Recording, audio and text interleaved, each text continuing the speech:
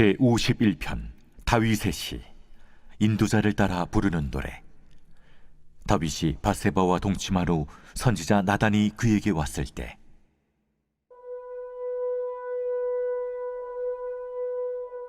하나님이여, 주의 인자를 따라 내게 은혜를 베푸시며 주의 많은 긍휼을 따라 내 죄악을 지워주소서. 나의 죄악을 말갛게 씻으시며 나의 죄를 깨끗이 제하소서. 물은 나는 내 죄과를 아우니 내 죄가 항상 내 앞에 있나이다. 내가 주께만 범죄하여 주의 목전에 악을 행하였사오니 주께서 말씀하실 때에 의로우시다 하고 주께서 심판하실 때에 순전하시다 하리이다. 내가 죄악 중에서 출생하였으며 어머니가 죄 중에서 나를 잉태하였나이다. 보소서, 주께서는 중심이 진실함을 원하시오니 내게 지혜를 은밀히 가르치시리이다. 우슬초로 나를 정결하게 하소서. 내가 정하리이다. 나의 죄를 씻어주소서. 내가 눈보다 희리이다. 내게 즐겁고 깊은 소리를 들려주시사 주께서 꺾으신 뼈들도 즐거워하게 하소서. 주의 얼굴을 내 죄에서 돌이키시고 내 모든 죄악을 지워주소서. 하나님이여, 내 속에 정한 마음을 창조하시고 내 안에 정직한 영을 새롭게 하소서. 나를 주 앞에서 쫓아내지 마시며 주의 성령을 내게서 거두지 마소서. 주의 구원의 즐거움을 내게 회복시켜 주시고 자원하는 심령을 주사 나를 붙드소서. 그리하면 내가 범죄자에게 주의 도를 가르치리니 죄인들이 주께 돌아오리이다. 하나님이여, 나의 구원의 하나님이여, 피 흘린 죄에서 나를 건지소서. 내 혀가 주의 의를 높이 노래하리이다. 주여, 내 입술을 열어주소서. 내 입이 주를 찬송하여 전파하리이다. 주께서는 제사를 기뻐하지 아니하시나니 그렇지 아니하면 내가 드렸을 것이라. 주는 번제를 기뻐하지 아니하시나이다. 하나님께서 구하시는 제사는 상한 심령이라. 하나님이여, 상하고 통회하는 마음을 주께서 멸시하지 아니하시리이다. 주의 은택으로 시온의 선을 행하시고 예루살렘 성을 쌓으소서. 그때 주께서 의로운 제사와 번제와 온전한 번제를 기뻐하시리니 그때 그들이 수소를 주의 제단에 드리리이다. 오늘 본문 말씀인 시편 51편에 19구절을 3등분해서 세 가지의 진리로 정리할 수 있겠는데요. 처음에 1절부터 7절까지의 말씀은 우리를 죄에서 씻기실 수 있는 분, 죄로부터 멀리 우리를 자유케 하실 수 있는 분은 하나님밖에 없으시며 그 깨끗함, 그 의로움은 오직 하나님에게 긍휼과 자비를 구함으로써 얻을 수 있다는 내용입니다. 오직 하나님만 우리를 의롭게 하실 수 있다고, 이게 첫 번째 진리라고 할 수 있고요. 두 번째로 8절부터 14절까지의 내용은 우리 인간들은 자연스럽게 죄를 선호하는 자들이지만 우리에게 진정으로 필요한 것은 하나님의 말씀이다. 왜냐하면 하나님의 말씀이야말로 우리를 진정으로 즐겁게 하고 기쁘게 할 수 있기 때문이다 라고 말하고 있습니다. 오직 하나님이야말로 우리들 안에 정한 마음, 즉 깨끗한 마음, 그걸 창조하실 수 있고요. 또 정직한 마음, 또는 거짓이 없는 마음을 회복시킬 수 있다라고 말씀하고 있습니다. 하나님만이 우리들 안에 즐겁고 기쁘고 정한 마음을 주실 수 있다는 것이 두 번째 진리라고 할 수 있고요. 마지막으로 세 번째 15절부터 19절의 말씀은 우리가 우리 스스로의 능력으로는 하나님에게 드릴 수 있는 것은 없다. 이렇게 말하고 있습니다. 우리가 하나님께 드릴 것 중에 하나님께서 받으시기 합당한 것은 없다. 오직 우리가 상하고 주린 마음으로 하나님에게 나아가는 것을 하나님께서 기뻐하신다라는 내용인데요. 세 번째 진리로 그분은 언제나 우리에게 주시는 분, 우리는 언제나 그분에게 받아야 하는 존재라는 것이죠. 그래서 총 정리를 해보자면 하나님께서만 우리를 죄에서 자유롭게 하시고 의롭게 하실 수 있고, 우리가 진정으로 원하는 마음도 하나님께서만 주실 수 있고, 하나님께 우리가 드릴 수 있는 것은 예배하는 마음일 뿐 다른 것은 없다라고 정리할 수 있겠습니다. 오늘 D6 내용에 재밌는 이야기가 나옵니다. 사람들의 삶 가운데 있는 그 죄악을 보면서 그 죄 안에서 살고 있는 사람들을 슬퍼하는 목사님에 관한 이야기가 나오는데요. 그 목사님을 좋아하는 한 아이가 죄의 싹을 잘라야 한다고 설교 중에 소리를 질렀다는 이야기입니다. 죄의 위험성을 알고 죄의 파괴력을 알고 그 죄 때문에 힘들어하는 사람들에게 안타까운 마음으로 설교하는 목사님이 너무 불쌍해서 이 나중에 유명한 코미디언이 된 이 아이가 그런 말을 설교 중에 소리쳤다는 것이죠. 죄라는 토픽은 사람들이 서로 나누고 이야기하기에 꺼려운 토픽입니다. 죄에 대해서 이야기를 해야 한다면 마음이 정직한 사람이라면 누구든지 죄책감에 빠질 수 있기 때문입니다. 하지만 죄를 인정하고 깨닫는 사람들이야말로 인간이 벗어나지 못하는 그 자리, 그 주제를 잘 알고 있는 사람들일 것입니다. 성경에서의 겸손함은 우리가 우리 스스로에 있는 자리, 스스로가 처한 상황을 인지하고 있다는 것을 뜻합니다. 우리는 죄인이라는 사실을 인정하는 것, 하지만 예수 그리스도 때문에 거저받은 의로움으로 그 주제 넘는 의인이라는 정체성을 얻었다는 것, 바로 그 복음을 받아들이며 믿으며 감사하며 사는 것이죠. 그 반면에 어떤 사람들은 죄에 대해서 전혀 꺼리낌이 없는 사람들도 있습니다.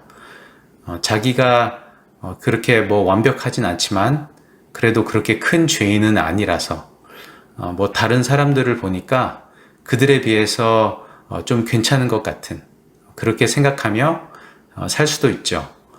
또 주변 사람들, 자신의 가족들과 친구들을 그들을 보면서 그들 삶 가운데 있는 죄도 별스럽지 않게 생각하면서 살고 있습니다.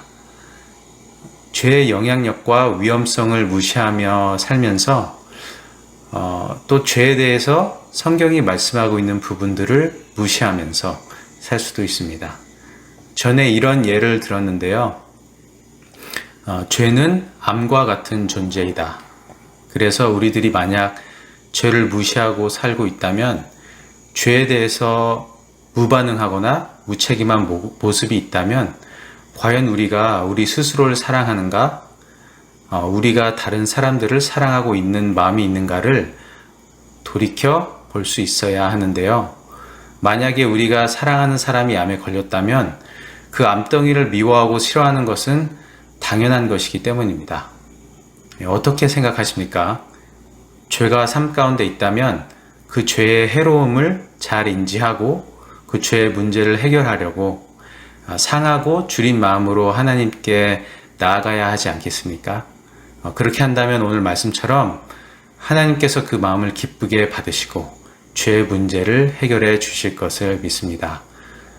죄는 단순히 나쁜 행동과 나쁜 말뿐만이 아니라 믿지 않는 마음에서 시작하는 것임을 기억해야 하는데요. 믿음으로 하지 않은 모든 것이 다 죄라고 성경은 말하고 있습니다. 즉 누가 보기에 선한 행동, 악하지 않은 행동이라 할지라도 믿음으로 하지 않았다면 그것이 다 죄인 셈이죠. 하지 말아야 할 것을 하면 죄입니다. 해야 할 것을 안 하면 죄입니다. 해야 할 것을 할지라도 완벽하게 하지 않으면 죄입니다. 죄의 의미는 관역의 중심을 벗어난 것이 죄인인 것입니다. 완벽하게 의롭지 않다면 죄인인 것이죠. 그 중간은 없는 것입니다. 심지어 예수님이 오시기 전까지는 우리는 태어나자마자 죄인이었습니다. 태어나자마자 우리가 아무 일도 하기 전에 죄인이었다는 것입니다. 아담의 죄로 인해서 모두가 다 죄인이다라고 로마서 5장에 설명하고 있죠. 그래서 죄에 대해서 우리들은 죽어야 합니다. 죄인이라는 피할 수 없는 사실을 인정하며 삶의 모든 순간순간에 주님의 의를 구하며 주님께서 동행하심을 인정하며 성령님의 도우심을 구하며 살아야 하는 것입니다. 철저히 우리 자신을 주님께 굴복하며 살아가는 것. 왠지 이렇게 표현하니까 우리들의 자유를 포기하는 느낌이 드시나요? 왠지 하나님께 굴복하면 우리가 원하는 삶을 살지 못할 것 같다는 느낌이 들지 않나요? 네, 안심하십시오. 하나님께서 우리들을 그분의 아들, 딸 같이 예수님의 온전하신 모습으로 그리스도의 장성한 분량이 충만할 때까지 성장케 하시기를 원하십니다. 그리고 주님을 믿으며 계속해서 나아가는 하루하루 가운데 주님을 믿으면 믿을수록 그분께 굴복하면 굴복할수록 더욱더 큰 자유를 누리는 삶으로 인도하실 것입니다. 네, 우리 영락교회 가운데 이미 오랜 신앙생활을 통하여서 이런 진리들이 삶 가운데 많은 경험들과 간증들로 나누실 수 있으신 분들이 많이 있을 거라고 믿습니다. 그래서 그분께 항상 우리들의 마음을 나누며 하나님에게 우리들의 마음을 나누며 하나님의 지혜와 생각을 구하며 성령님의 인도하심을 바라는 것이 더 기쁜 삶임을 저와 여러분들의 삶 가운데 더 깨달아지도록 하실 것을 믿습니다. 하나님께서 항상 같이 하시고 싶으신 것, 그분의 지혜와 그분의 사랑을 아는 것이야말로 영생임을 요한복음 17장 3절 말씀에 기록하고 계시죠. 이렇게 나왔는데요. 영생은 곧 유일하신 참 하나님과 그가 보내신 자 예수 그리스도를 아는 것이니이다. 아멘. 가장 기쁘고 즐거운 삶인 것을, 하나님을 아는 것이 영생인 것을, 그것도 그 고백이 우리들의 진심으로 고백되게 하게 하실 줄을 믿습니다. 네, 이것으로 오늘 묵상을 마무리하고 기도로 마치겠습니다. 하나님 아버지 감사합니다. 우리를 그리스도의 사랑 안에 자녀 삼아 주시고 또 성령께서 이 어두운 시대 가운데 저희와 함께 늘 동행하실 것을 믿습니다. 하나님 아버지, 하나님의 지혜와 사랑을 매 순간순간 깨달으며 나아가는 것이 진정한 삶이요, 자유로운 삶이요, 가장 즐겁고 행복한 삶인 것을 주님이 아침에 믿음으로 또 고백하며 나아갑니다. 오늘 하루도 저희 마음 가운데 성령으로 충만케 하시고 맡겨주신 삶의 모든 영역 가운데 하나님의 나라, 하나님의 통치하심이 있게 하여 주시옵소서. 감사드립니다. 예수님의 이름으로 기도드립니다. 아멘.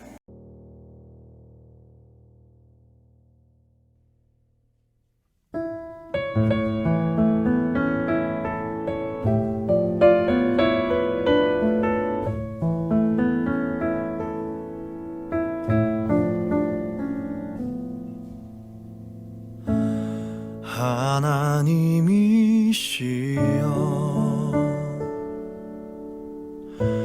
나의 모든 죄를 도말하소서 주의 자비를 좇아 내 죄악을 깨끗이 씻기소서 중심의 진실함을 하나님께서 원하시오니 우둔한 나의 속에 당신의 지혜를 알게 하소서 하나님이시여 내 안에 정한 마음을 내게 정직한 영을 주사 새롭게 하옵소서.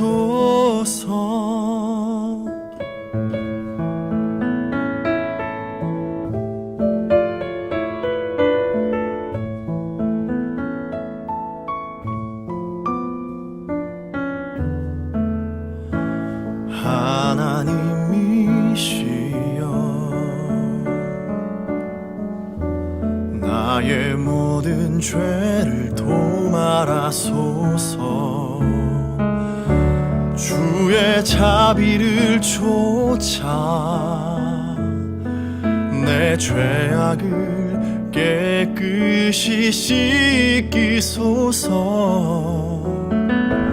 중심의 진실함은 하나님께서 원하시오니 우둔한 나의 속에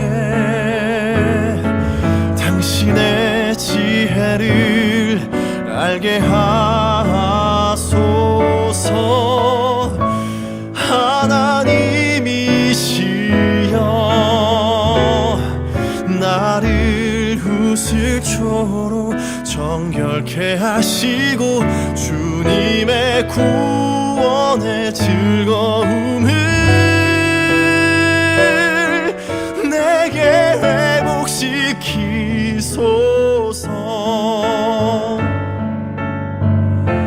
나의 구원 나의 하나님이여 내 혀가 주의 의를 노래하리라. 주여 내 입술을 열어주소서. 내 입이 주를 찬송하며 전하리.